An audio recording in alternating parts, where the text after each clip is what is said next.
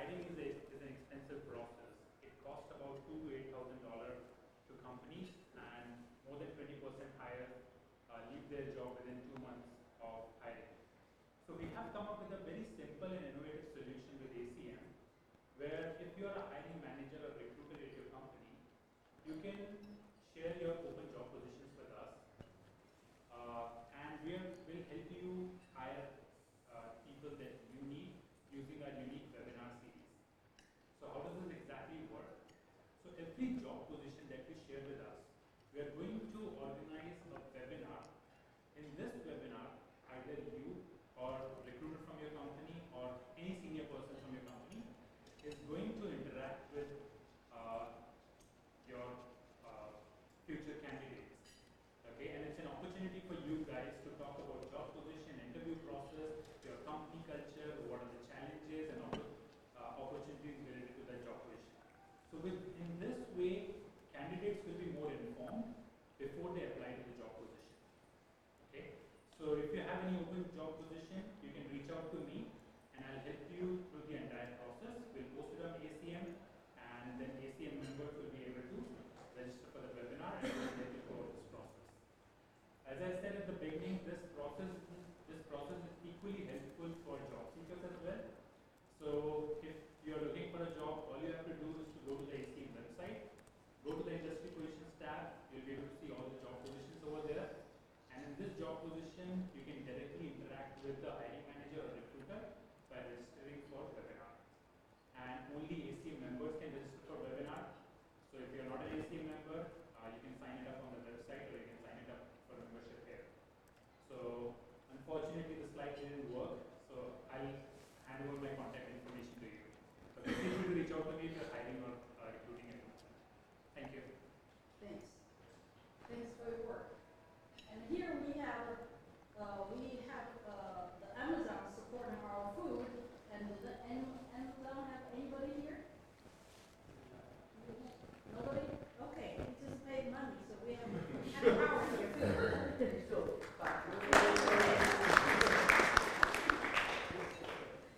Okay, we have upcoming events, and this all the way up to the October. The first thing is the Monday, September 23rd.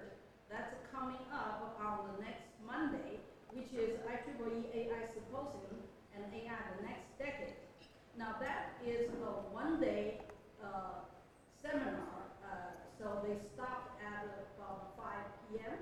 And so after that, we have our next data science meetup at a different location, of course, but it is the same date. It starts from 7 to 9 o'clock, which is the introduction of PyPart and the transfer learning by Ravi Elingo.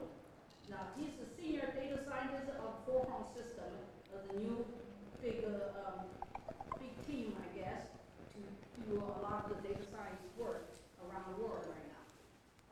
Now, the Saturday, this is the introduction to it, so get people familiar with the idea.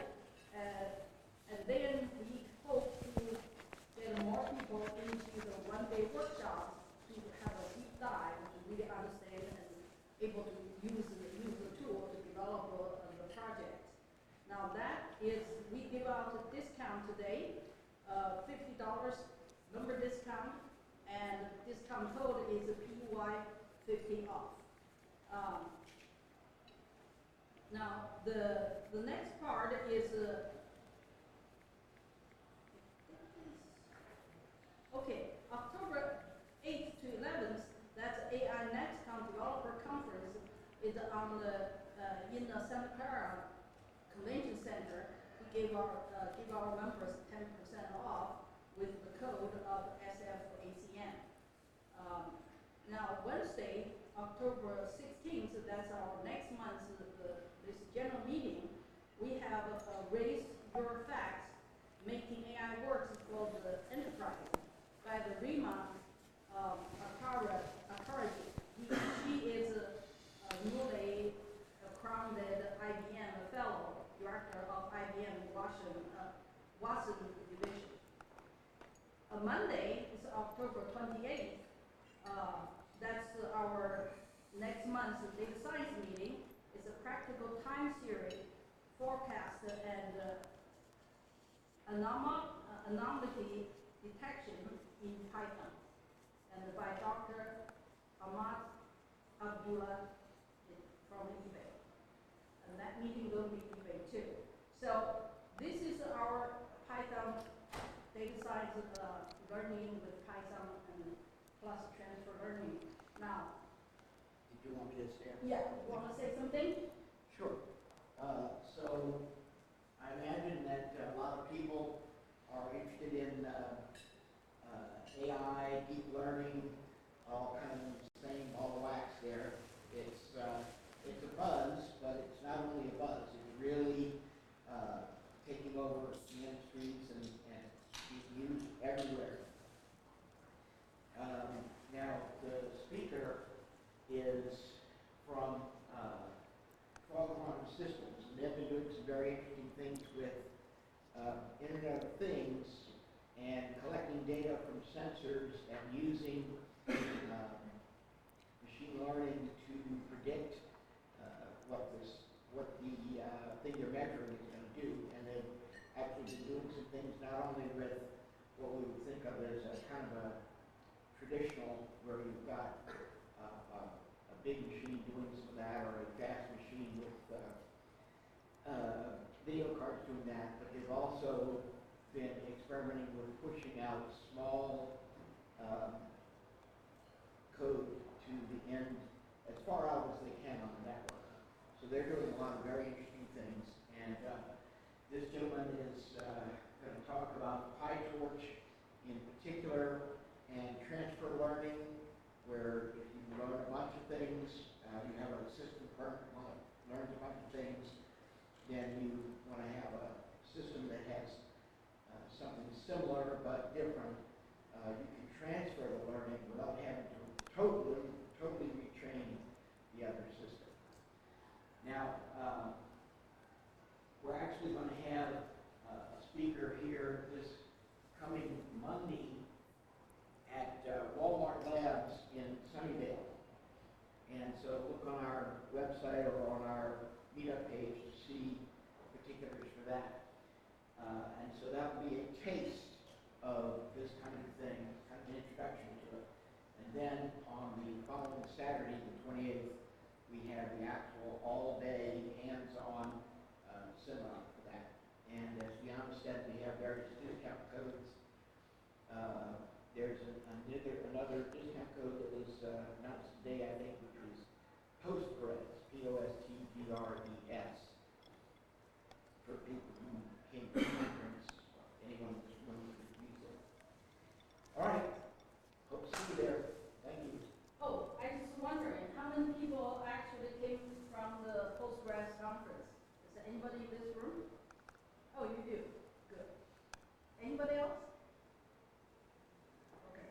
So sound like we just do all the work behind the scene, not on the sign, not on the meeting ground.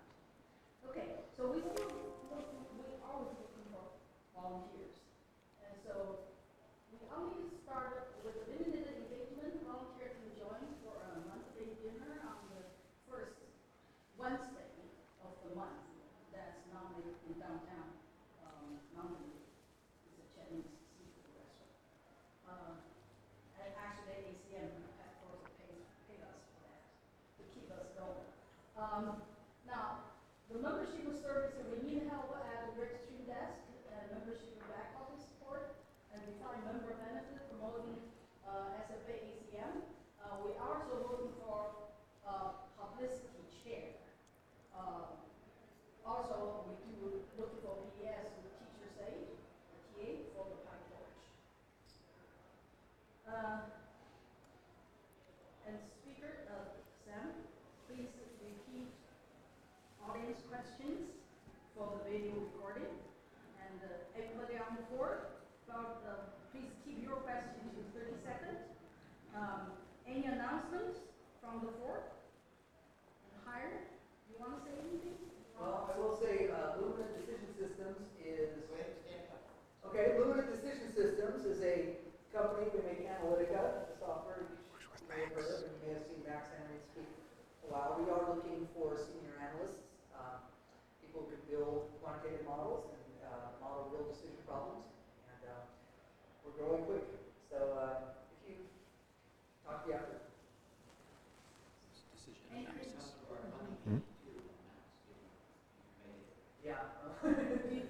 Yeah. Do you have a plan to put your job also with high counselor? Okay. I don't have that plan, but Okay. yeah, give me a card. Anybody else?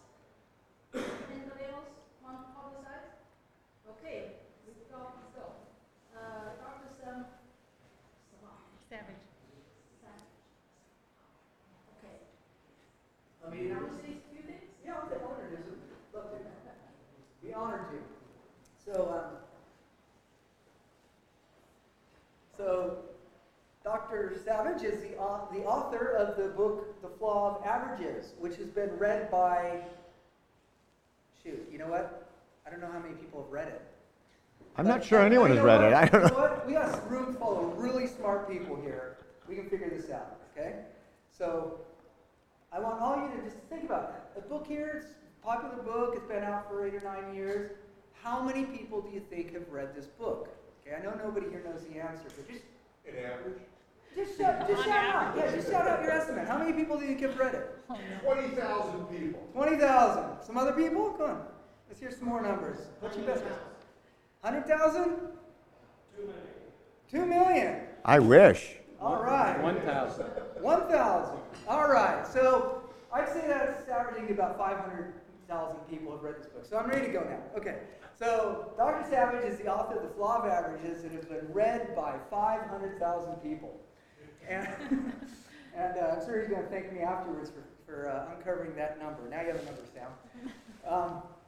He got a PhD from Yale in computer science, I believe, and taught in the School of Management Science at Business school, at the University of Michigan.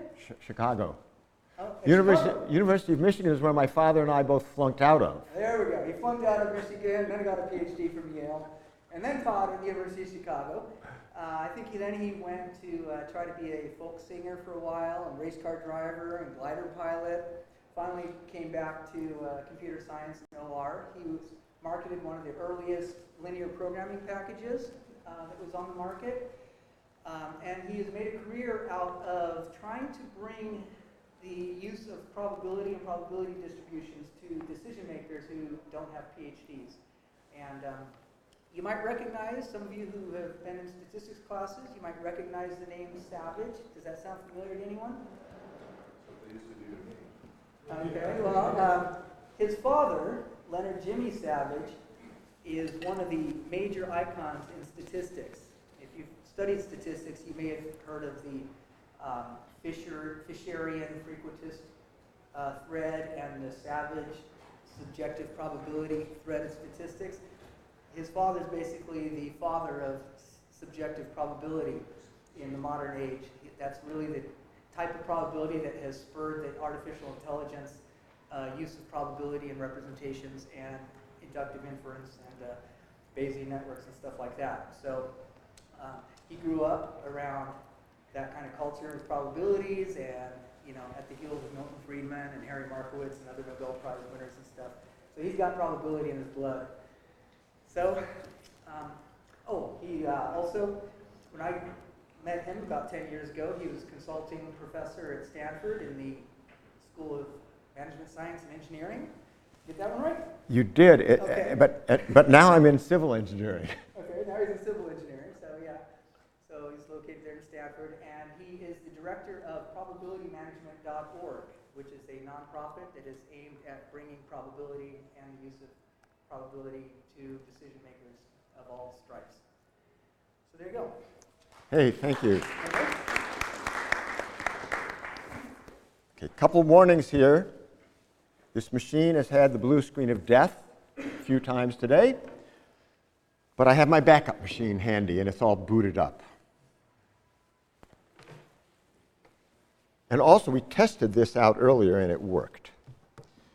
So first we get video by doing this.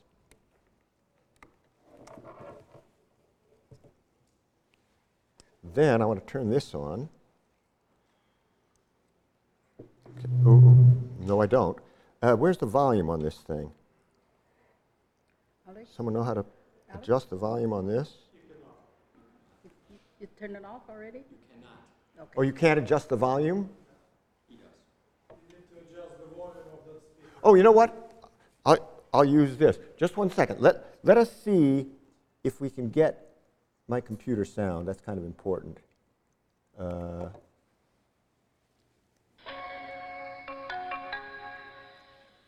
Everybody heard that? Good. Okay. So, first of all, how many of you have had like at least one statistics course somewhere in your career? For how many of you was that the high point of your week? Nobody? Was that, for how many of you was that the high point of your week, the statistics course? Was it the favorite day? No one. Okay. So it's typical, by the way. I want to start out with something that everybody understands. I want to level set here, okay? So I'm going to start with something that everybody understands. The differential equations of motion of a bicycle. You all understand these. The point is, you don't solve them through the seat of your intellect. You solve them through the seat of your pants. There's a huge difference here. By the way, in my class at Stanford, anyone who can create a PowerPoint deck that will teach a non-bicycle rider to ride a bicycle gets an A+. You know, power corrupts. PowerPoint corrupts absolutely. And are there any pilots in the room? Anyone flown an airplane? Okay. Yes, you've flown an airplane. Great. What? Just amateur Cessna 172. Okay, great. So, suppose you've read all the books on flying an airplane. You've never flown one. Read all the books, no flight instructor. You get in the airplane. You die. Okay? Suppose you've had flight instruction, but all they did was teach you how to control the plane, right? You know nothing about density, altitude, crosswinds. You live, but only for a week. I recommend flying just because it will teach you how to learn. Nothing. I flew gliders. It forces you to connect the seat of your intellect to the seat of your pants. And you may have to do that with the subject I have tonight as well. There are going to be interactive parts and there'll be intellectual parts. At any rate, I have a name for connecting the seat of the intellect to the seat of the pants. I call it limbic analytics because the limbic system is that part of the brain that connects the reptilian brain to the rest of the stuff. And you know, I was very lucky in the Flaw of Averages to have a cartoonist named Jeff Danziger do some of the drawings. And here's sort of a sensitive rendition of someone connecting the seat of their intellect to the seat of their pants. Now, I want to make one other comment about statistics. Most people who've had a course in the subject end up with what I call post-traumatic statistics disorder, or PTSD. And this is what we've got to get beyond. I'm going to start, how many people, by the way, have heard of Jensen's inequality? Let's see, someone had heard of that earlier. Right, well, two of you heard it from me earlier this evening. My guess is that the only person who could actually describe it would be Lonnie over there. And let me just say one other thing about my approach here. So first of all, it's going to be limbic. You haven't seen limbic analytics before, but you're about to. The other thing is that the sons of Catholics can tell Catholic jokes, the sons of Jews can tell Jewish jokes. I'm the son of a statistician. I can stick it to the statisticians. I have a certain poetic license. And in particular, the statisticians are why statistics wasn't your favorite course. So I kind of blame them for that. I have this concept that I'll be talking about tonight called red words and green words. A green word is something you can say in polite company. A red word is something you heard in a distant statistics course. For example, Jensen's inequality.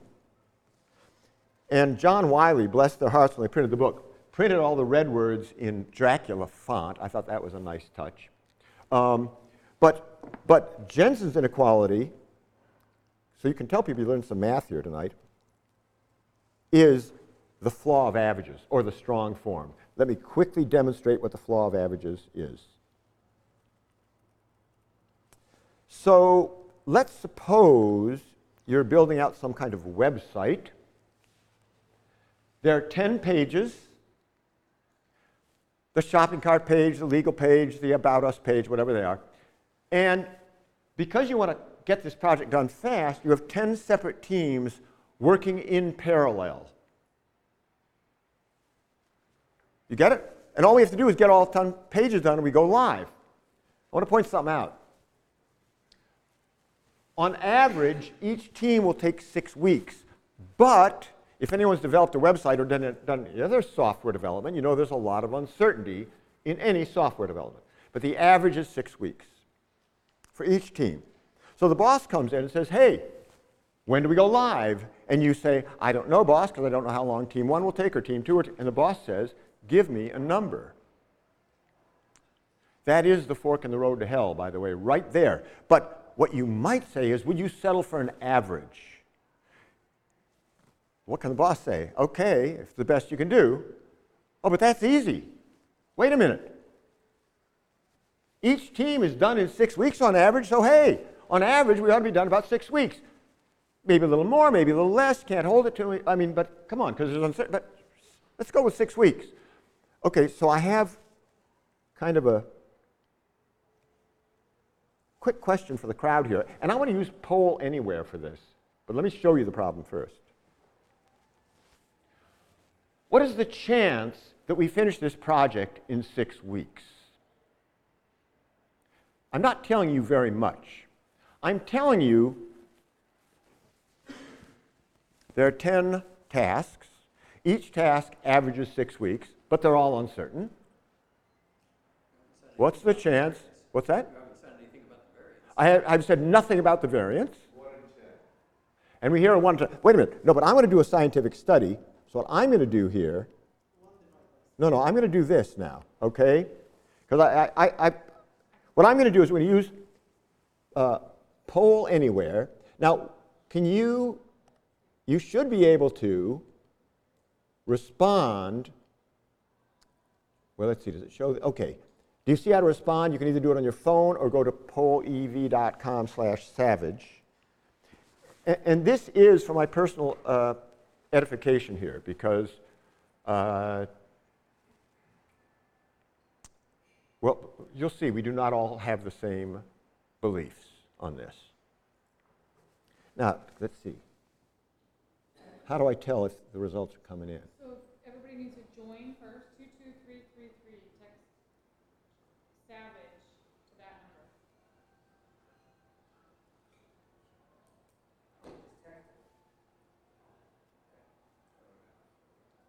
So by the way, this is not an uncommon problem.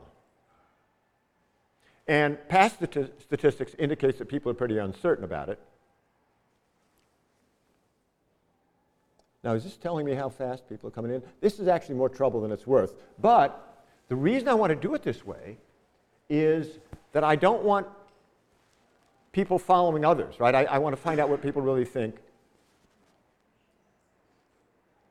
So usually by this point, I would have seen some results. Let me just, You can show them. I'm going to show the results now. Okay. Okay. Very good. So the 1 in 100 and 1 in 1,000 are the big winners. 1 in 1,000 is correct. And, there we go. Oh, wait, things changed. Well, I'm supposed to lock this once I tell you that 1 in 1,000 is correct. Notice the people who kept going even though, right? I always get cheaters. But let's go back to this. I'll tell you that in most non-computer audiences, the big winner is 50%. Okay? But it is, in fact, 1 in 1,000. Who could explain that to a 10-year-old? Yes. Why is it 1 in 1,000? Well, it's because you said that each task takes 6 weeks, right? Each task takes 6 weeks on average. So you're saying that what is the chance of finishing in 6 weeks? What is the chance that the entire project finishes in 6 weeks or less? It can't be 0. So I guess the next smallest thing would be like 1 in 1,000. So therefore, that would be the correct answer. And by the way, do we need the microphones for these people?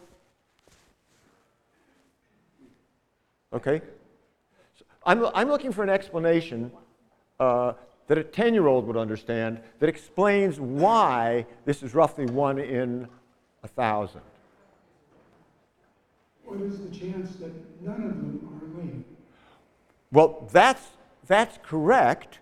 That's correct. And why is that roughly 1 in 1,000? You might have to make a few little assumptions here. Yeah?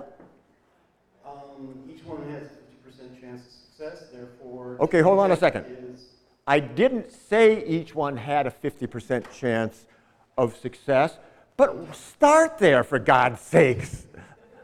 Right? I'm fine with that. Why? Because we're going to be able to explain it to a 10-year-old. It might not be that they are all 50-50, but if each one is a 50-50 chance of being greater or less than 6 weeks, power of 10. 10-year-old won't understand that. How do I explain? You don't know 10-year-olds around here. Yeah, I know. If it's an average, some of them have to be above and some of This is them... not what I'm looking for. You're very close. I mean, you got the math right. Okay. How many people have heard of OR, Operations Research? Anyone heard of that? That's where I started my career. And I ended up incredibly close. If you increment the first letter by just 1, you get PR, Public Relations. Hence, Jensen's inequality becomes the flaw of averages. Okay, 1/2 to the 10th? No. For the 10-year-old, what's the chance of flipping 10 heads in a row? Good. Okay, that took way too long. But now you grasp the flaw of averages. And let me, first of all, here's another cartoon from the book. You probably heard about the statistician who drowns in the river that's on average 3 feet deep. But there's another one that I kind of like a little better. Consider a drunk wandering back and forth on a busy highway. His average position is the center line. Therefore, the state of the drunk at his average position is alive, but on average, he's dead. Does anyone know what a second-order effect is? You heard of a second-order effect? That's like the n-squared term or the Taylor. No, this is not a second-order effect. It's been known as Jensen's inequality for over 100 years. It's a public relations problem. It's everywhere, and so it needs a PR guy, and I am that guy. So in PR, you use everything you can use, including, I have an audio logo for it. Here. So here's the audio logo. You're all going to recognize this. Right, that was Intel. Okay, here's the Flaw of Averages audio logo. Okay, so I've convinced you maybe there's a problem. This is everywhere. The Flaw of Averages explains why everything is behind schedule, beyond budget, and below projection. Well, I've done something about it. So probabilitymanagement.org is a 501c3 nonprofit. And by the way, in this age of bombast, I do not want to be left behind. I have a new take on bombast, evidence-based bombast. It's way better than the other kind. What we have done is we have done for uncertainty what Arabic numerals did for numbers. Bombastic enough? Well, part of the proof is we've had funding from all these big companies. And one of our co-founding board members was Nobel laureate Harry Markowitz, who invented modern portfolio theory and a bunch of other wonderful stuff. So let me quickly show you what the Arabic numerals of uncertainty are. The idea here is, well, maybe I should start with this. How many people have heard of Monte Carlo simulation? Great, and I love it. To use Monte Carlo simulation, what you do is you generate a bunch of random numbers that approximate some distribution. And no one seems to be using it much. The people I'm talking about are the Excel users, the 1.2 billion of them. How many of them do you suppose are plugging averages into their models and thinking they're getting the average output out? Like all of them. Why aren't they using Monte Carlo? And I'll explain one important reason. Two important reasons. Oh, you had to buy Monte Carlo simulation software. That's no longer true. Two, how the heck would they know how to generate the right random variance? They wouldn't know. Let's address that problem first. Because when I realized that, I realized how wonderful it would be if we knew how to generate our own electricity, because then we could use light bulbs. And then I realized we were using light bulbs anyway. Now that really puzzled me, but I figured it out. There's a power grid out there, folks. It's wonderful. And you've got people who do know how to generate electricity, generating electricity in these big buildings, and then you got this network with something called the 60-cycle AC current standard that delivers the electricity to these things. ProbabilityManager.org has developed the 60-cycle AC current standard of probability distributions. And when I say we did it, I mean, no, we stole it, but we standardized it and democratized it. Okay, so let me first demonstrate the Arabic numerals of uncertainty. What I want to be able to do is to add uncertainties together and multiply them and do all those other things you do with numbers, only they're uncertain numbers. So I have something I call the arithmetic of uncertainty. I'm going to do it with dice. Anyone know what the red word for the arithmetic of uncertainty is? Oh, I'm just interested. Does anyone know what the red word is for uncertain number? Here we go. Random. Uncertain number. What? Random variable. Very good. Random variable. But how many hands went up? I don't know. We should have gotten a count first. You spoiled my statistics by blurting it out. Okay, let me just remind you of red words. The definition, the acid test, it could not be uttered in a singles bar. Okay, so what is the arithmetic of uncertainty? Wait a minute. You know what arithmetic is. Yeah, oh, but what if I'm uncertain about the numbers? Are you saying I can't do arithmetic? Of course I can. Here, we'll go do it with dice. First of all, the Arabic numeral of uncertainty is a vector of Monte Carlo trials. What's the big deal about that? Well, I can add them together. Let's test it out. So, oh, another thing is, my motto is that none of my successes have been planned and none of my plans have been successful. The only reason I'm here is that Microsoft fixed a bug in something called the data table that vectorizes Excel. I'd known about it for decades, but it just blew up Excel. So I've got these columns of numbers here. And I'm in native Excel, by the way. Here's an index statement. Let me just point out, what we're doing is platform agnostic. Excel is just our first 1.2 billion users, but I mean, R, Python, this stuff can go anywhere.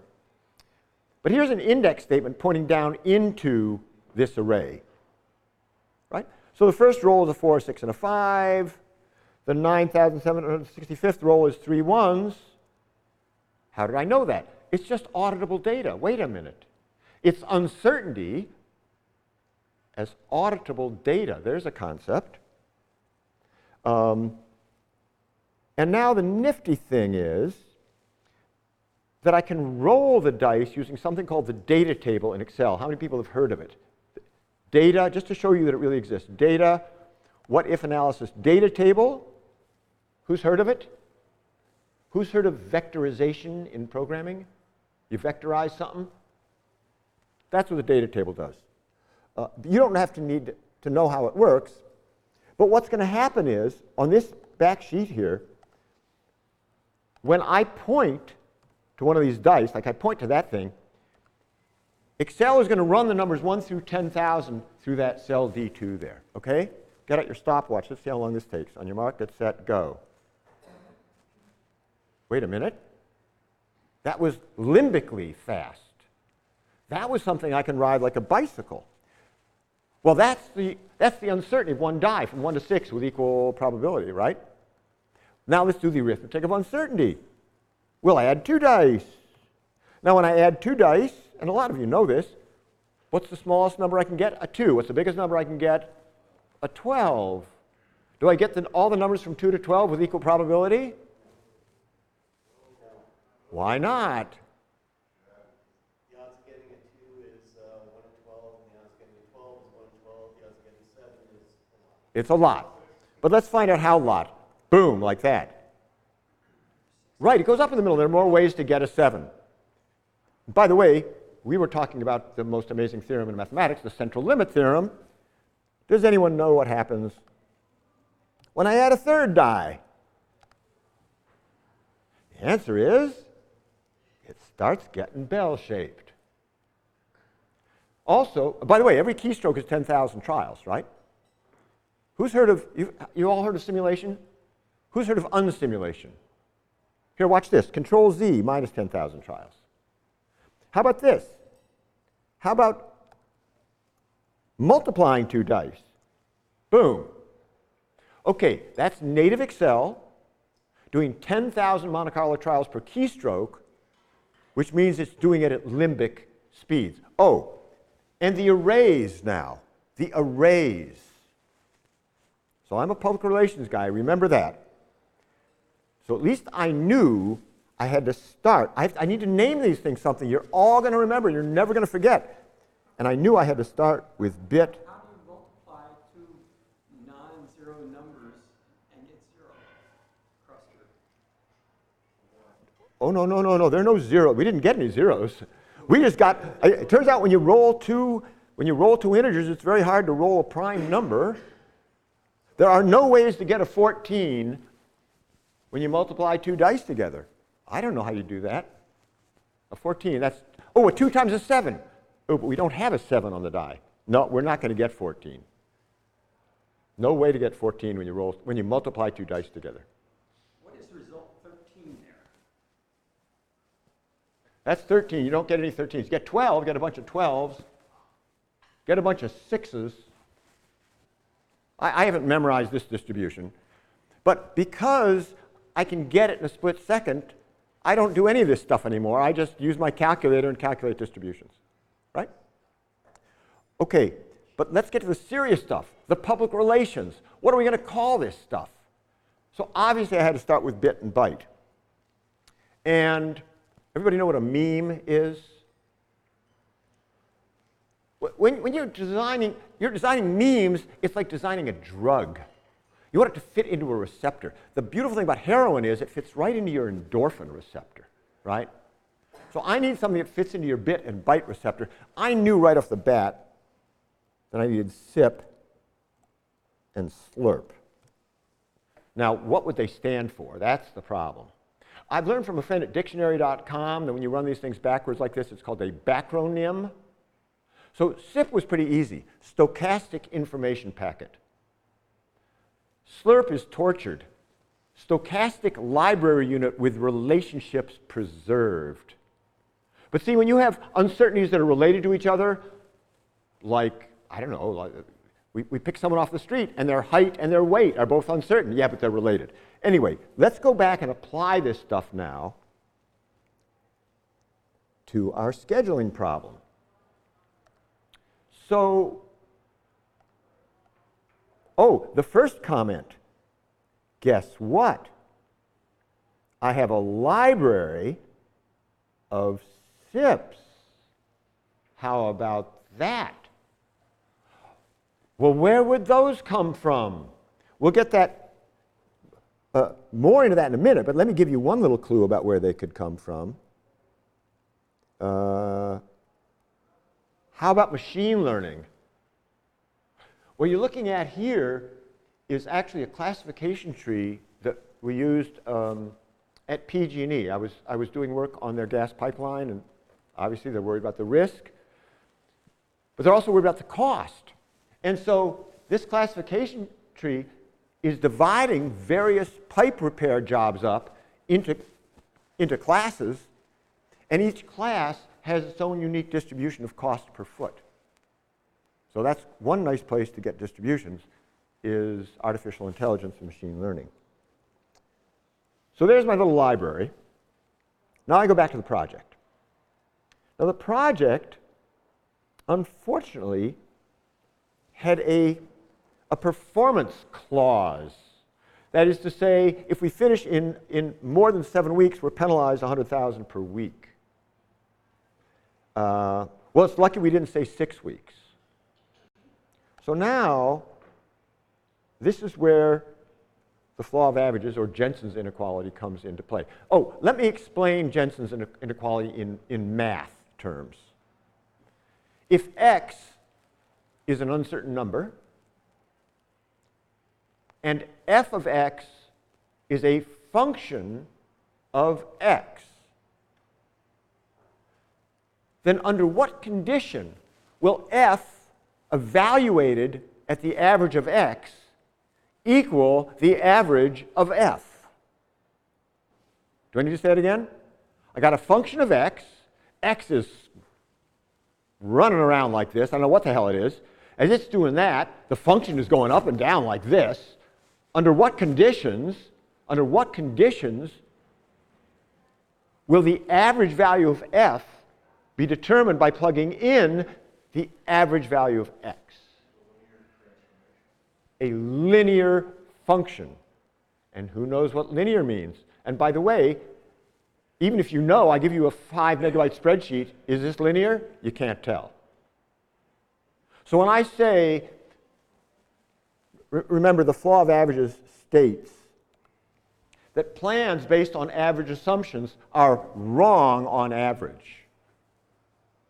And I mean, it's worse than just wrong sometimes. It's like on average you're wrong. I mean, that's horrible. I'll distinguish between the strong form and the weak form of the flaw of averages. You're looking at the strong form.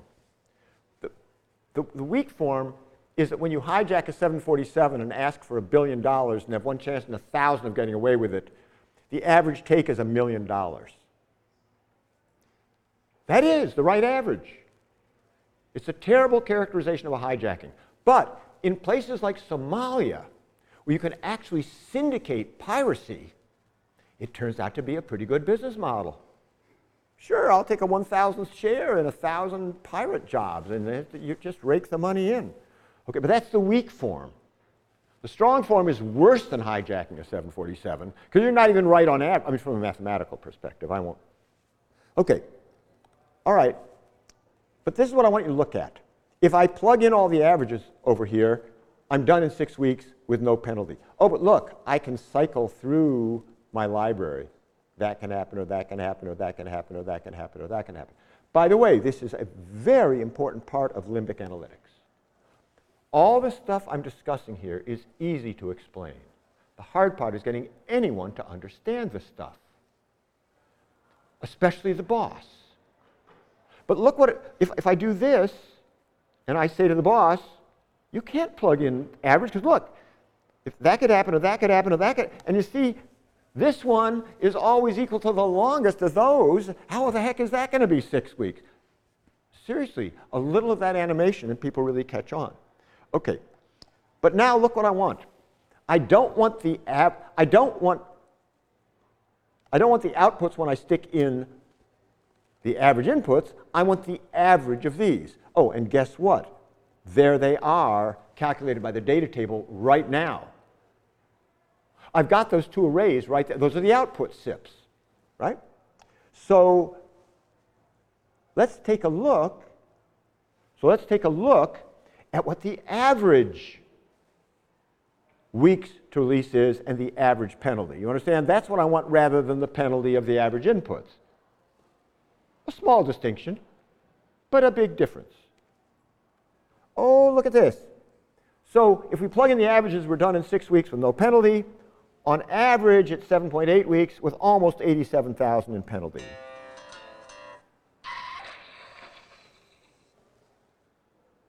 You look puzzled. You're not. I mean, you know it has to be greater than 6 weeks, for God's sakes. Okay. Yeah, question. Oh, hold on. We need, yeah.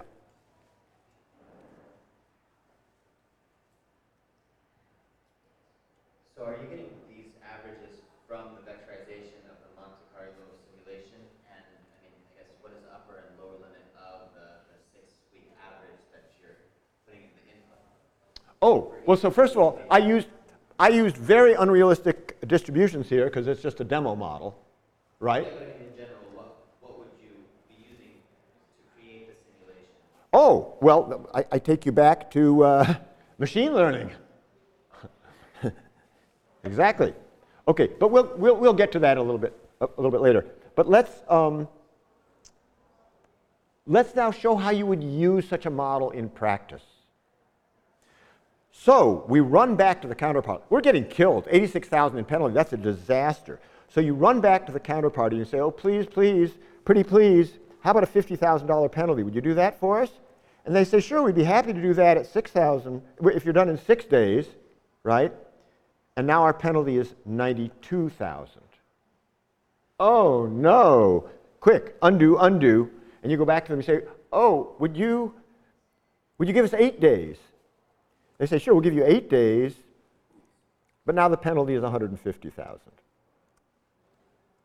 Oh, we'll take it. Average of 23,000. Okay? I just want to know how you're solving these problems today. You might not be. But what level of stochastic enlightenment are you working at? Level 0. Boss, I don't know when it'll finish. Level -1. That's dumb, by the way. Level 0 is dumb. I don't know, boss.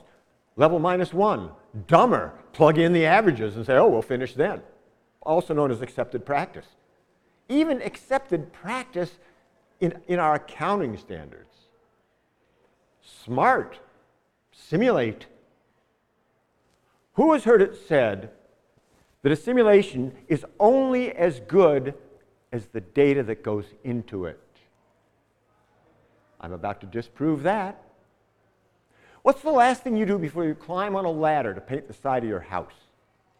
Shake it. You shake it, do you? Oh, well, shaking a ladder is performing a Monte Carlo simulation of the ladder. You bombard it with random forces, and you see what the heck it does.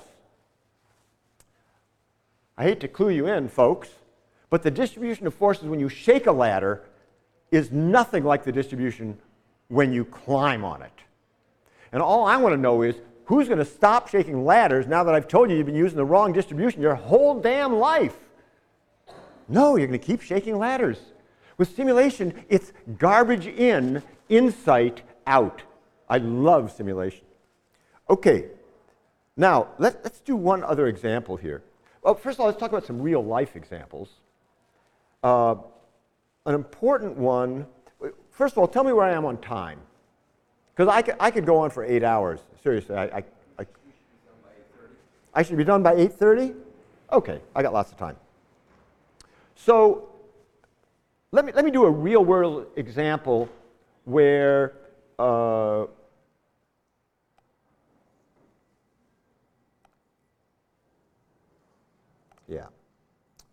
where I actually came up with a name of probability management. This involved a problem at Royal Dutch Shell.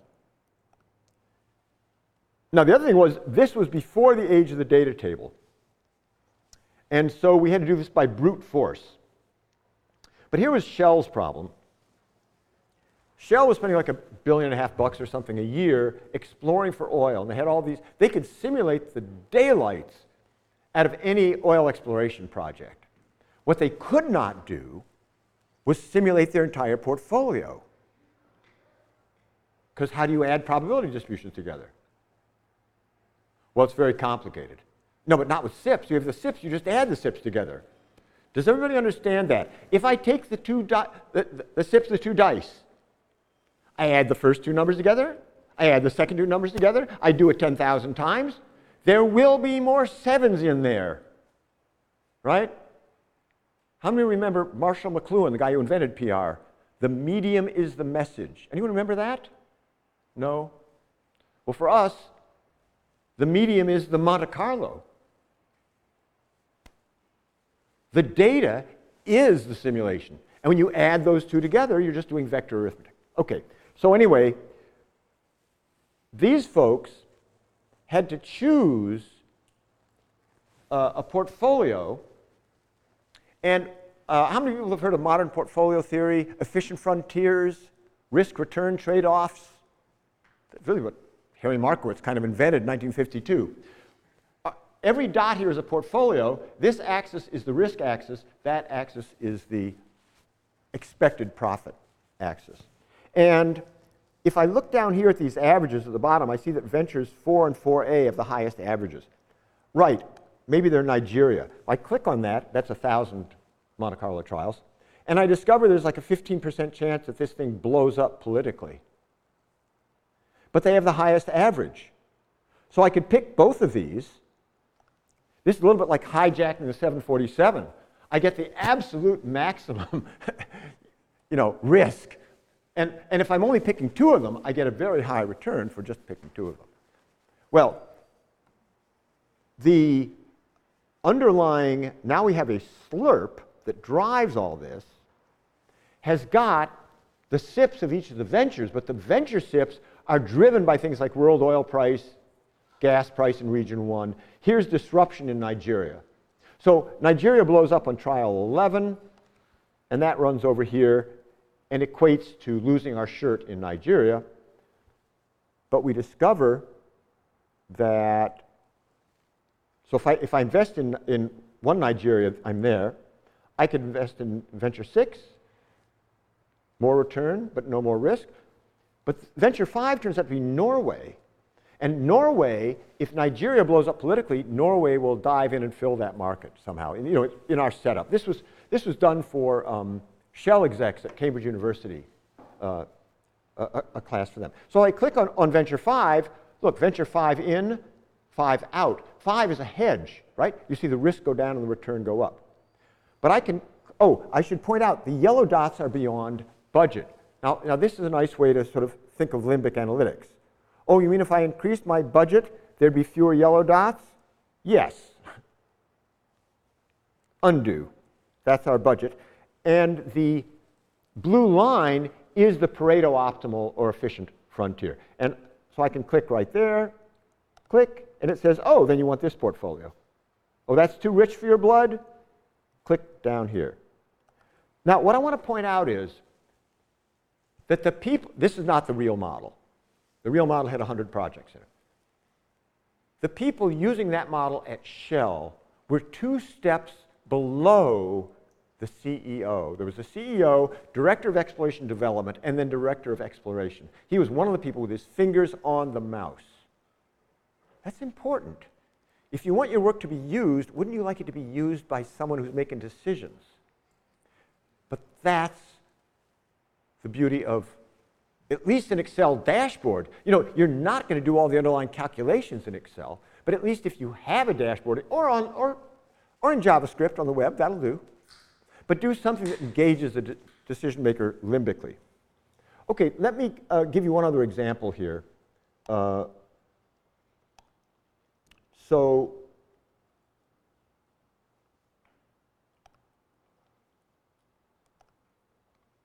here's another common problem.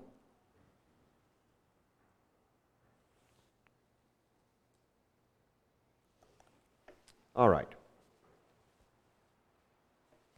I think I can get rid of the dice. Oh yes, I also have to show you. We have these models you're looking at. We have some free tools that let you build these. And when you build the model with a tool, you can share it with 1.2 billion of your closest friends because it's just using native Excel. It just builds it out of a native Excel and you just ship it off. Okay, typical problem. We're Best Buy. We've got some new tablet computer for the Christmas season, but they're like in Christmas colors, red and green. But after Christmas, you're going to have to throw these things away. But our best guess is demand is 100,000. We pay 30 bucks for them. We sell them for 40 bucks. And, well, of course, everybody agrees that 100,000 is the best guess. You don't always have agreement on this, but let's suppose in this case, this is the project meeting, and everybody agrees that it's 100,000, but we're quite uncertain about the actual demand. So the boss says, what's profit going to be? And you say, I don't know what demand's going to be. And the boss says, give me a number. And you say, would you settle for an average? Sure. You have to order these 6 months in advance. Don't forget that. You say, well, that's easy. We all agree that the average demand is 100,000. Yes, we agree on that. Fine, we'll order 100,000. And if we do, then our revenues are 4 million. Our cost of goods sold is 3 million, and we make $1 million. Okay, is that our average profit? What do you think? Would I be talking about it if it were? Let's be Bayesian about this. The fact that I'm talking about it means it can't be the average. Explain to a 10-year-old why it can't be the average.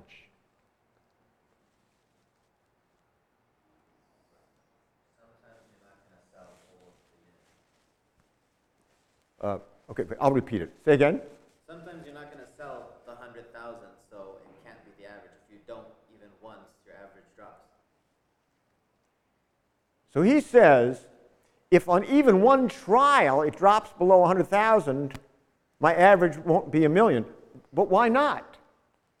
Suppose you have 10,000 stores. You distribute them among different stores, and you're unable to go on with inventory from one to the other. Some will sell out, and some will sell. Because I'm capped at 1 million. So 1 million is the maximum, not the average. It's the best case. How many people do this a day? God, if I got 1/10 of a cent for every one, I would not be wasting my time here. I'd be booking my first. They're going to have an orbiting hotel, I hear, right? Probably $1 million a night. I'd be going for that. Okay, but now let's solve this problem. And I'm going to introduce you to the SIP math tools. And I'm going to do this in the sort of simplest possible dumb way. By the way, I'm using the beta tool, so these are likely to break. I'm always testing. Okay, but I'm going to do this. I'm going to initialize this thing. I'm going to say, I have a library, a SIP library, in an external workbook. Okay. Where is that sucker? Oh, here it is. It's demand. All right. Let's just look at demand for a second. So demand, you're beginning to see now the open standard. Oh, it says, yeah, you have 1,000 trials in here. The provenance, yeah, I've signed. Remember, it's auditable data. You all know what Monte Carlo simulation is. How many of you know what an accountant is? Have you ever seen an accountant in the same room with Monte? It's like oil and water. Those guys go nuts. Not with us. Oh, you're accountants. Great. You saw that dice model? That's a deterministic model with 30,000 numbers in it. Why don't you start auditing those and come back when you're done? Get every one. Don't miss one. Okay. So we've got metadata. In this library, we happen to have the average. It's stored in position 1001. We have the 95th percentile. Oh, but where's the SIP? Oh, here's a little plus sign here. We've just hidden the actual SIP in the library. So it's in there, right? I mean, what do you learn from those? Well, unless you're an accountant. Yeah, then you want to look at each one of those. Exactly. Okay, so I go back over here. By the way, like one keystroke so far? Okay. Here comes the next keystroke. I'm going to go to my demand cell. I'm going to go to my library input, and I'm going to say, yeah, I want you to put demand in there. Because demand was the name of the SIP I pulled in. Okay. Click. Overwrite the number? Sure, go ahead, overwrite. Boom! What's that? Oh my God, it's a distribution now. There's our friend, the index statement. As in, I can look at trial 1, or trial 2, or trial 3, or trial 4. By the way, I think trial 9 is a doozy. Yeah, how about trial 9? You lose $325,000. Because, of course, what you probably told the boss was to expect $1 million. Because he said, would an average do? You say, sure. So you plug in 100,000 and you say, well, it'll be $1 million. By the way, we can also look at, because we've stored the average as metadata, so I can just look at the average here. Click. Good. All right, now we have one more keystroke. one more keystroke. I want to know, so, I go over to this table which was formed when I opened the library, because this is the jig on which we're going to be building the data table. I'll show you the mechanism of action of the data table. But this is just all happening automatically. Now I go back to the model. I put the cursor in that cell, and I say define that as an output. And I'm going to give it a name, profit. I click OK, and 1,000 trials later, oh my goodness, there's a little distribution in that cell. And we now have a SIP of profit. So watch what I can do. It's named profit. Everything is just native Excel. So I can say, give me the average profit. Average of profit. So hold on a second. Let me format that right. Okay. Okay. So the profit of the average is 1 million. The average profit is 600,000. Not close enough for government work. So I'm missing something basic here. Oh, use the microphone, please. So I'm missing something basic here. It seems to me you have to assume a distribution on your SIPs, some kind of a distribution function on all these things that you do. Yes. Okay, cool. Wait a minute.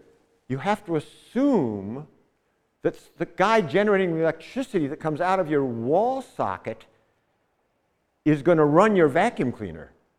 But it's not your department. It's Adam Smith, separation of labor. You got the producers of distributions and the consumers of distributions, and the industry that we're creating is distribution. I'd like to say that answers the question, but it doesn't do it for me. Okay. So You still want to know, wait, you still want to know how to generate them. Yeah. I got it. Let me just go back here again. By the way, we will talk more about that. But let me start with this again. Actually, it's the third time I've shown this slide. So machine learning is great at this stuff because, and then we're going to fit distributions of this. I get that you are frustrated. No, you don't. It isn't you don't understand. It's that I don't want you to understand. I want to be good. There you go. Okay. Think of it as early early electricity, right? And the first electricity. Everybody died, as I recall. Yes, exactly. Exactly. When they were generating their own stuff, they got zapped. It wasn't until they separated the generators from the. Okay. Now I want to show you another thing about this, by the way, because this is really. Oh, my favorite button on the toolbar, by the way. So. Remember, I'm a public relations guy, and I am damn good at it. I probably know more operations research than any public relations guy on earth. I'm not kidding. It's not saying very much. It doesn't even mean I'm very good at PR. Just for a guy who couldn't make it in OR and had to switch to PR, okay. But check this out. Probability distribution. How many syllables does that have? Oh man, 9 or something? Bad concept. It'll fire up your PTSD again. Here, what I'm sort of interested in, what's the chance, for example, that my profit is greater than, let's say, 700,000. I might be interested in the chance it's greater than that. So my favorite button up here is the chance of whatever button. What's the chance that that is greater than that? And the answer is 62%. I knew that, but some of you might have to run a simulation to know something like that. Now watch this. No probability distributions, but I can tell you the chance that we're greater than 0, 84%, or 20,000, oh, that's still too small, 200,000. 79%. No probability distributions, but I can tell you the chance that profit is greater than any number you put in. Oh, that, by the way, is the definition of a probability distribution, but don't tell anyone or you will spoil the fun. Yes, another question. Coming back to the generating of, and this is probably a basic question. So you said garbage in, simulation out, and you pulled in Oh no, that came. Library, or did you generate that and that is just generated through the Monte Carlo simulation? No. That was generated by someone who knew what they were doing. Okay, so that data set is coming from somewhere and then Certified. This is just running that data. Let me tell you where it's coming from. Hold on a minute. Let's go back to the electric analogy here, all right? Electricity. There's a guy called the Public Utility Commissioner. You've heard of that? Got a lot of attention here in California. The parallel concept in probability management is the Chief Probability Officer, the CPO. Chief Probability Officer. This is the guy who gets the blame. You pay him a lot of money, and you burn him if you get something wrong. And it's not simple. It's not simple at all, which is why the people doing the analysis should not be generating the distributions, because there's too much statistics involved, too much machine learning, too much data science. I think maybe the problem here is I don't know much about public utilities and I don't know much about probability. So analogizing one thing I don't understand Against another? I don't understand. I have one further analogy. Good. Let's see if it helps anyone else. So, if probability were beer, then the sip is the beer bottle. Okay. It's a way to distribute. So far.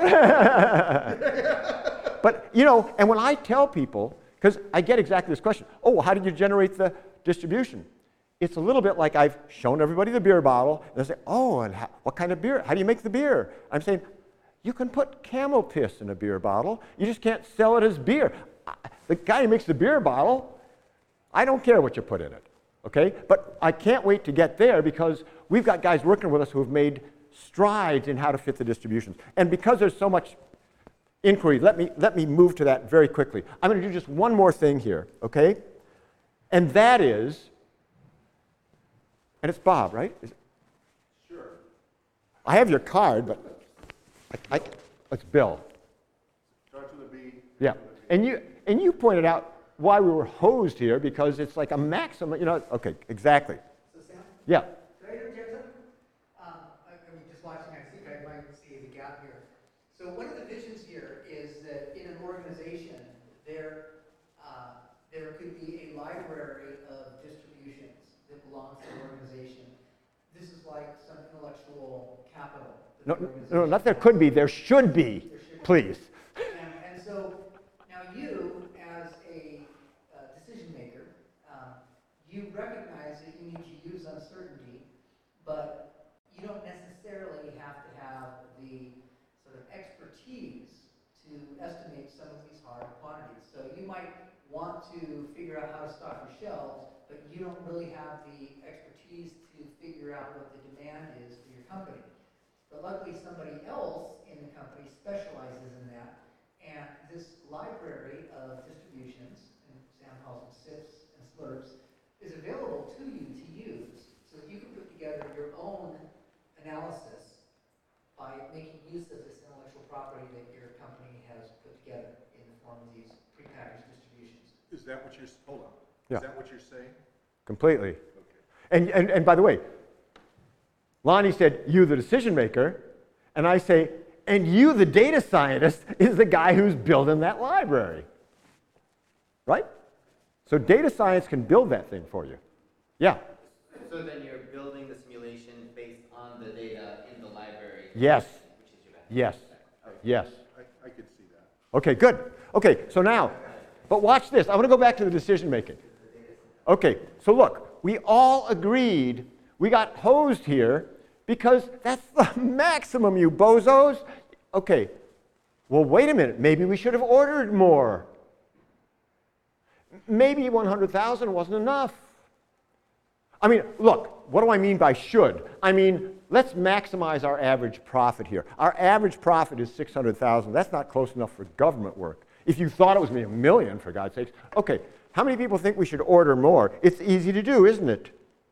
Just change that number. Who wants to order more? Who wants to order less?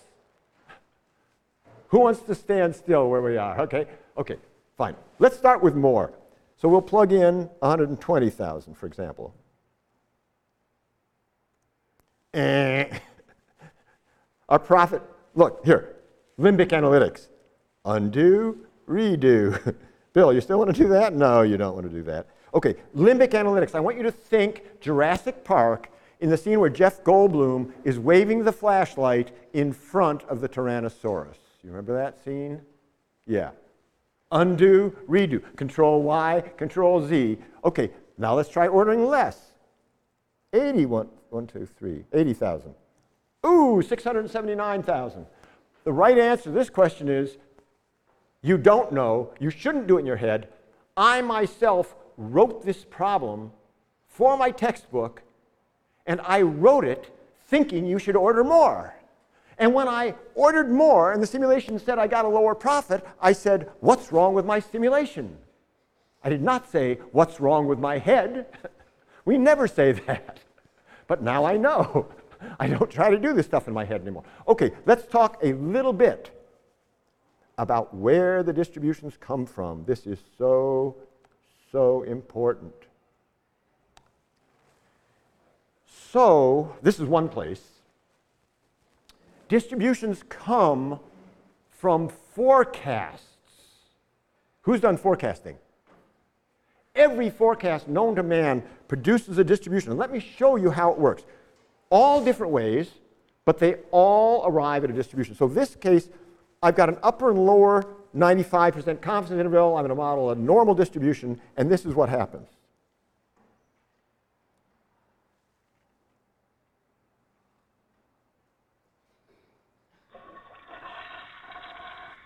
That is what happens to it. You've probably heard that around the office somewhere. And what happens next? All I'm saying is, stop flushing the goddamn distributions down the toilet. You've got them everywhere. And we have a way to bottle them up. Okay, let me talk now a little more about bottling them up. And this,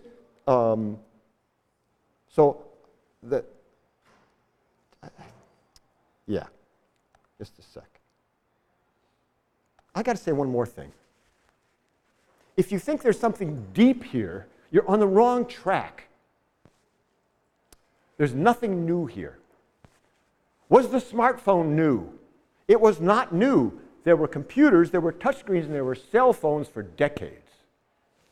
Then Steve Jobs comes along and says, wow, what if we had a common communication protocol that meant that any smartphone could communicate with any other smartphone and with programs or whatever, and then, oh my God, then a smartphone becomes a node in a network of 100 million other smartphones.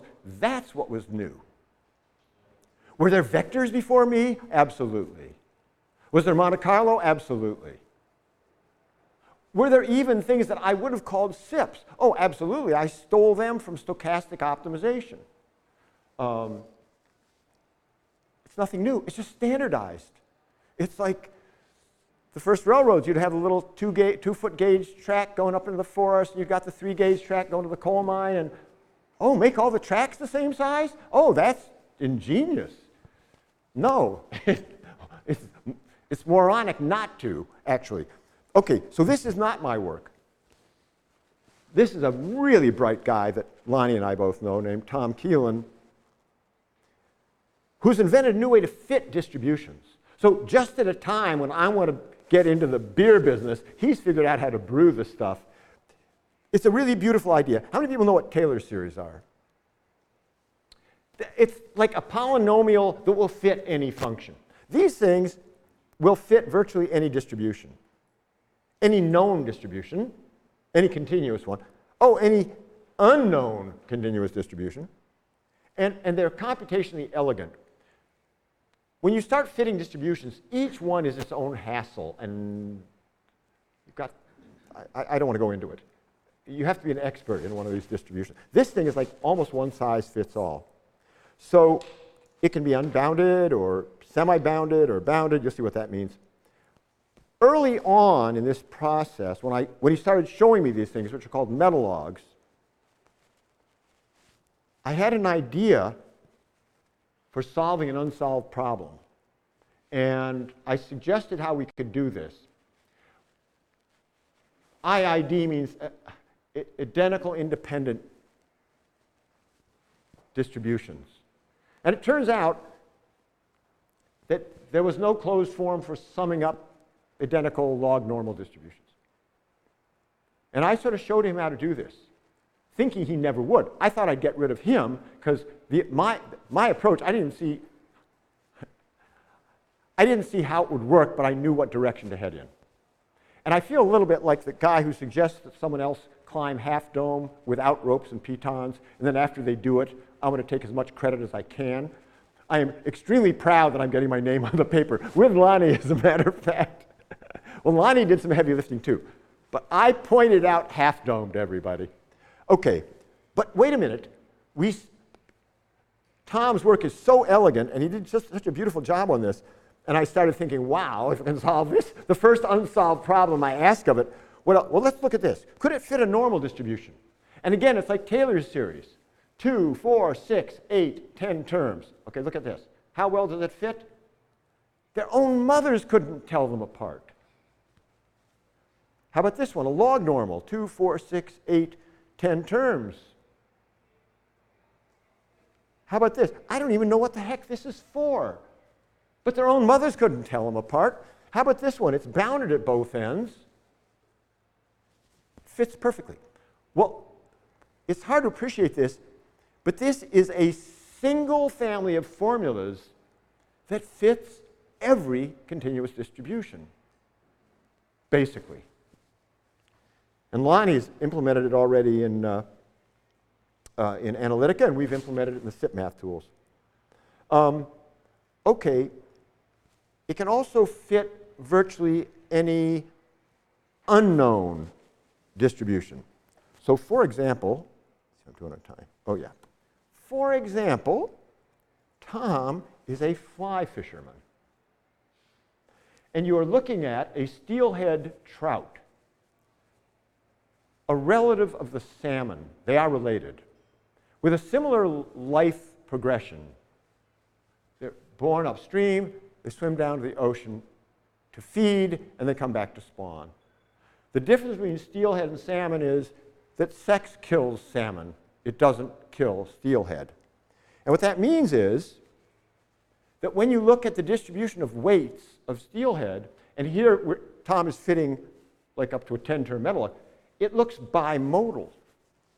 And it looks bimodal because there's they're called the one salt fish and the two salt fish.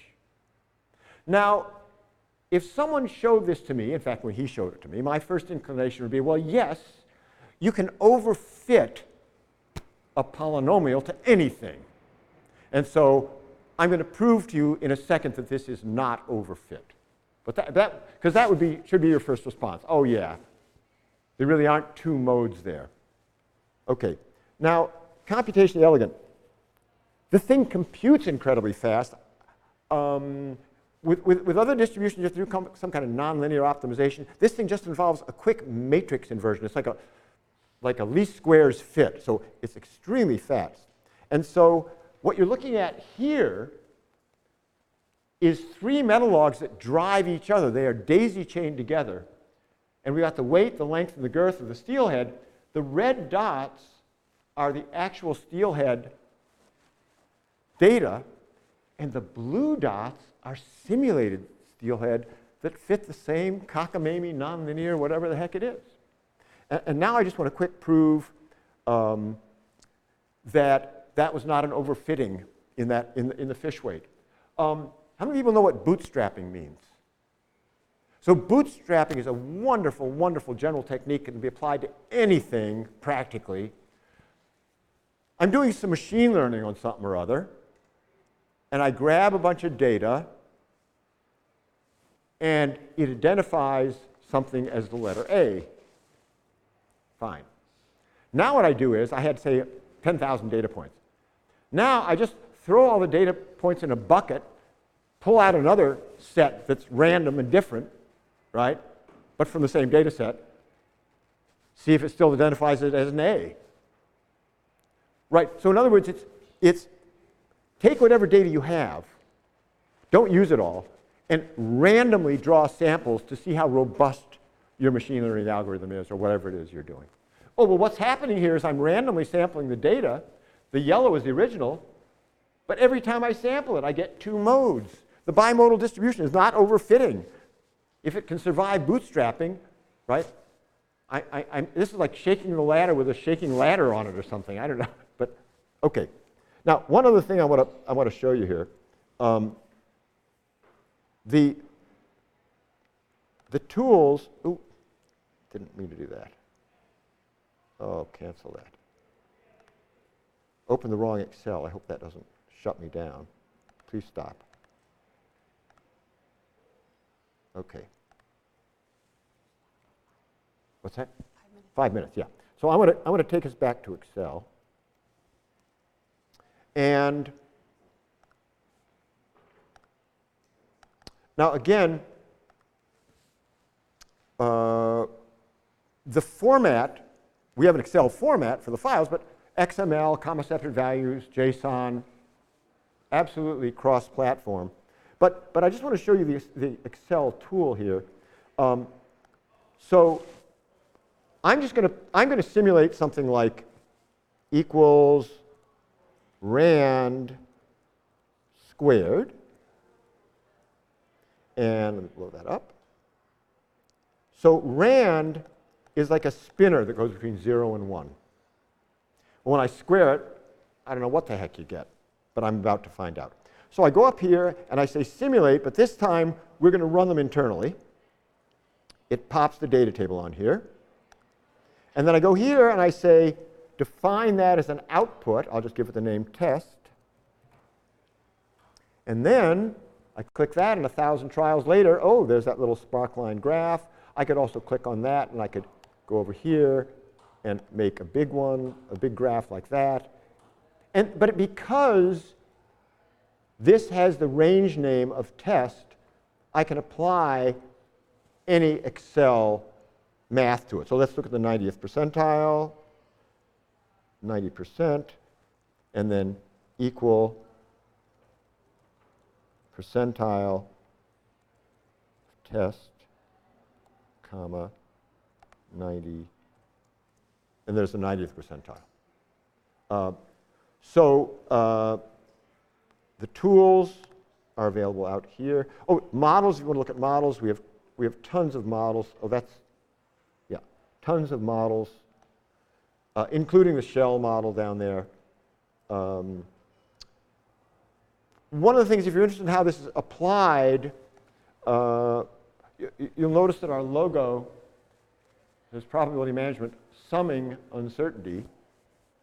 But of course, we do more than summing. But there is an article on applying this stuff at PG&E. And this was in ORMS today. And one of the first things we show in here is we explain the flaw of averages in terms of average dice. And I do have as a takeaway here, average dice for everyone in the room. I think we may even have a couple for everyone.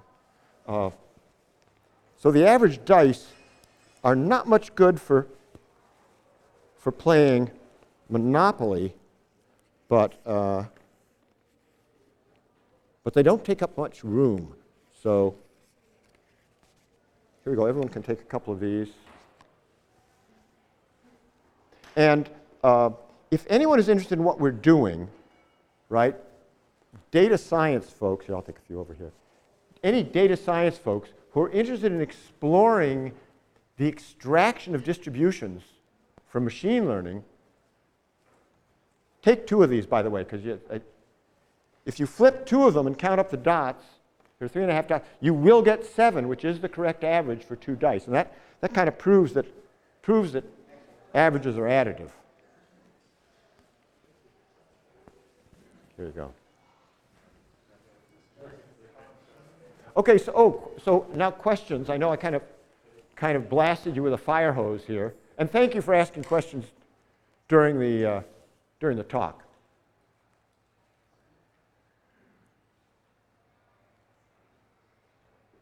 So something I've always wanted to ask you, I guess I should have a mic. Something I always wanted to ask you was your view of subjective probability. Right, so exactly. So my dad did not, how many people have heard of Bayesian statistics? Yeah, my dad didn't invent it, but he was the North American distributor for a while. And so I grew up thinking that way. But the other school is the frequentist that says, oh, you only have a probability if you're going to do something 1,000 times. Frankly, a SIP would make a frequentist turn over in their grave, because it's not only I roll the die, no, it's this particular roll. And I want to say something about that. In fact, this is really important, psychologically. Psychologically. People are uncomfortable with uncertainty. And I used to refer to SIPs as unambiguous uncertainty. No, it's this particular 10,000 rolls, right? Well, then I found out recently that people feel better about that. So they've done an experiment in which they show people a deck of cards, regular 52 cards. They shuffle them and they say, I want you to wager that the top card is red. It's got to be 50%. Okay, experiment 2. There's a deck that clearly does not have 52 cards. And I tell you, they're all red and black. There's at least one red and there's at least one black card in here. Wager that the top card is red. Does everybody see that has to be 50%? What would tip you one way or the other? Okay, so what's the difference between those two experiments? Let me tell you. When I stick your head in a functional MRI machine, your amygdala lights up like a Christmas tree on the second question because it's ambiguous. What does the amygdala mean? That's PTSD going on. Does that help you get to second base? No. That's where people clam up and say, well, it's uncertain. It's uncertain, so it doesn't matter. I can't do anything about it. Yes, you can. You can stop earning $600,000 each time when you thought you were going to earn $1 million. That's what you can do. You can make much better decisions. And, I think, I've also read a study somewhere that says that people who have practiced with simulation are more comfortable making decisions in the face of uncertainty. It's just like pilots training on a flight simulator, right? When I first used to go gliding, I'd take people, question back there. I'd take people up with me. If they hadn't been on a flight simulator, they couldn't fly at all. If they'd been on the early Microsoft Flight Simulator, that old primitive thing, they could fly like champs. Yes, question?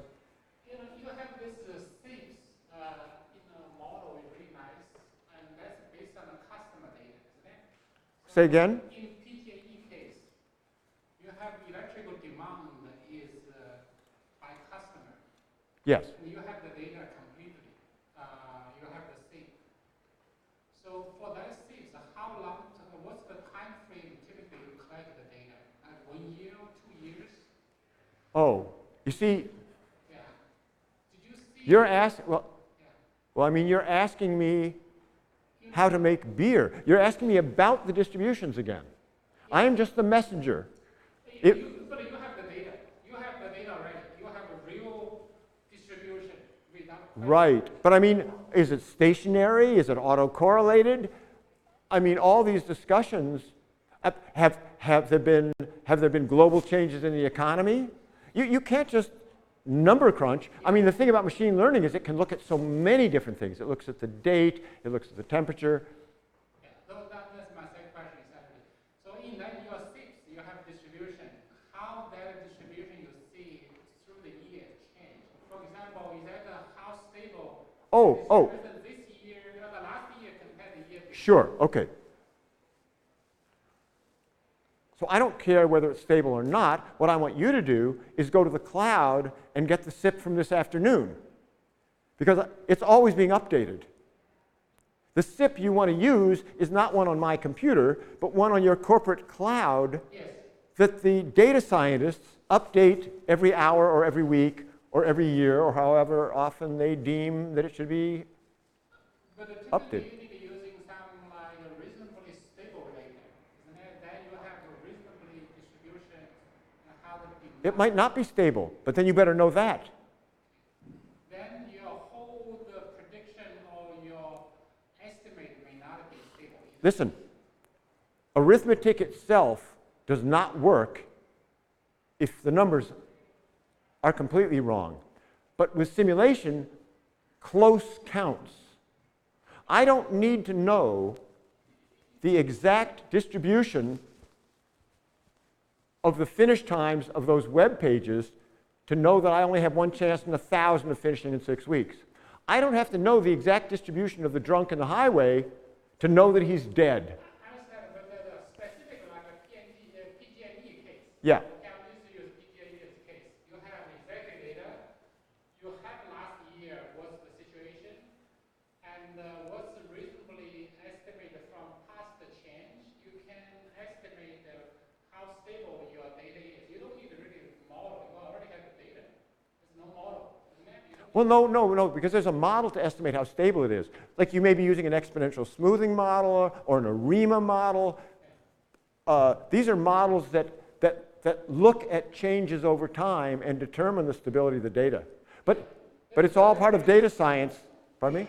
The changes can be very small. I mean, I look at my view. For example, I take the time to compare the last season or this season. I see my distribution, and I have the PG&E has the data there, and you also have different like user plan.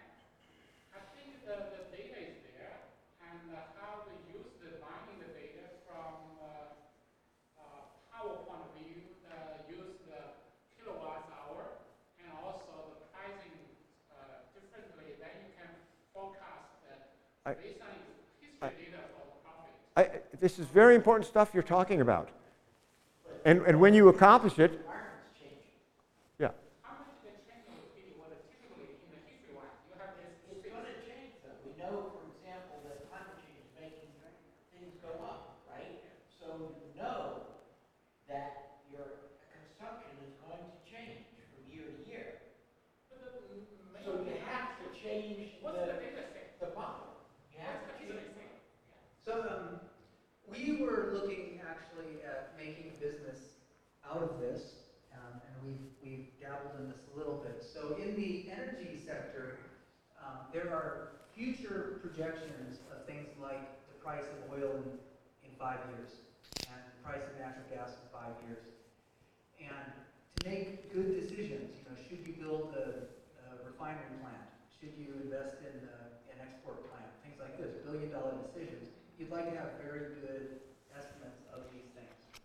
So one thing we did was we created a website, and we had a place where people could actually take various research studies that were done that looked at those questions and could take various projections and could generate distributions of these things.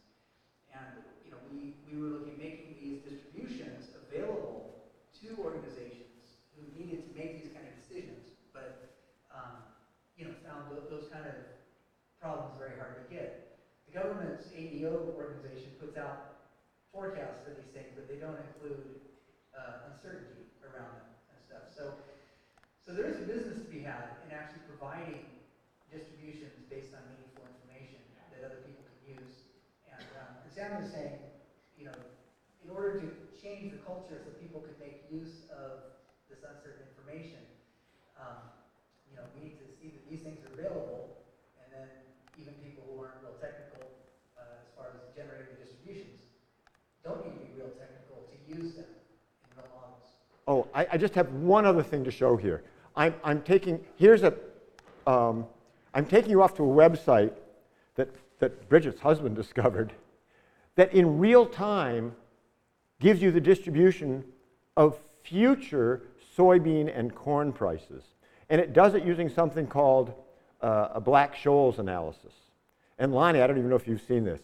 So I'm looking at corn December 2019 corn, and I'm going to go to 2020,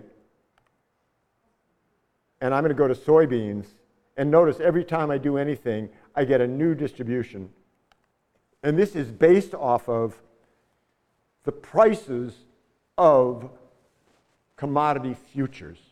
Because if you're a farmer, you want to lock in a price now. You don't want to find out I'm going to sell it next December and the price. And so farmers are selling these things all the time, these futures. Yeah, go ahead. He hasn't had a chance. Okay, last question. What do you do when the distributions are not independent? When they're what? They're not independent. Oh, that's a SLURP. Stochastic library unit with relationships preserved. So, for example, at Shell, this is a very important question.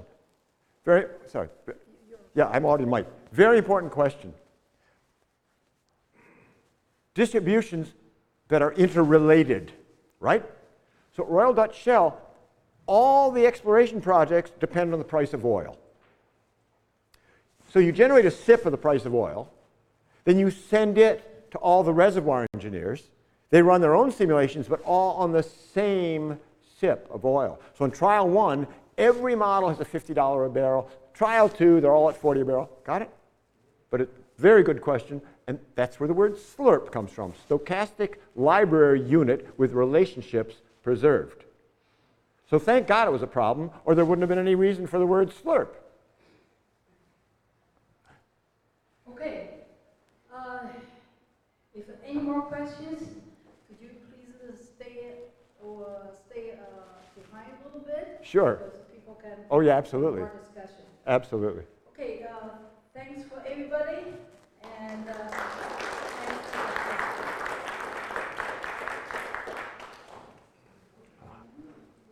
And I didn't get the blue screen of death. Yeah.